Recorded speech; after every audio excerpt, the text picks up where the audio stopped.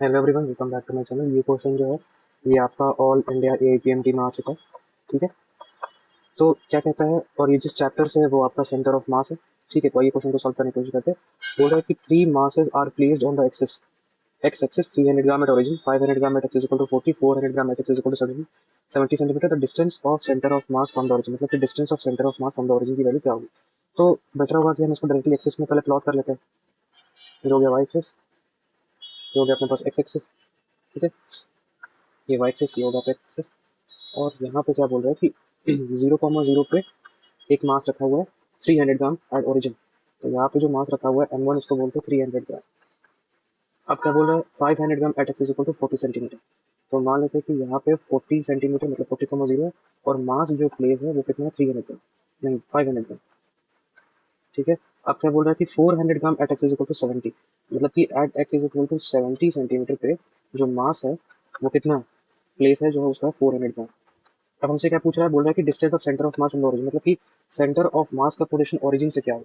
ठीक है, तो अब सेंटर ऑफ मास कहीं भी लाई कर सकता है मतलब क्या कहीं भी लाई कर सकता है, मतलब कि इन बिटवीन ये जो तीनों मास पार्टिकल सिस्टम इन तीनों के कहीं बीच में लाई कर सकता है। मान लेते हैं कि इस तरफ लाई कर रहा है सेंटर ऑफ मास। ठीक है, ये हो गया आपका एक्सीएम।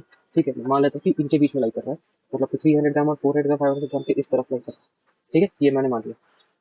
ये हो गया आपका वाई एक्सिस जिसका भी काम नहीं है, और ये हो गया आपका एक्स एक्सिस।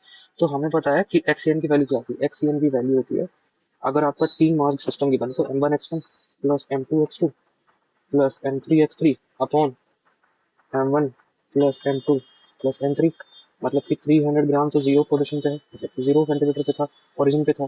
ठीक है, 500 ग्राम जो है वो आपका 40 सेंटीमीटर पे। ठीक है, और m3 कहाँ है 400 है।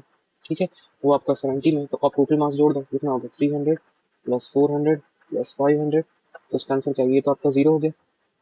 ठीक है, तो क्या बचा अपने पास, तो 4 5 20 और यहाँ 3 जीरो, तो 10 to the power 3, 4 7 20 है तो 10 to the power 3।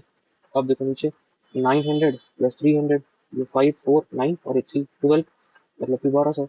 तो हम सबका 2 जीरो काट देते, तो ये 2 जीरो काटा तो इसका एक कट गया, इसका भी एक कट गया, मतलब कि 200 बाई 280 बाई 12, मतलब कितना हो गया 480 बाई 12, मतलब कि 40 सेंटीमीटर। इसका मतलब कि एक्सीएम जो है 40 सेंटीमीटर का लेकर कहाँ से, फ्रॉम ओरिजिन।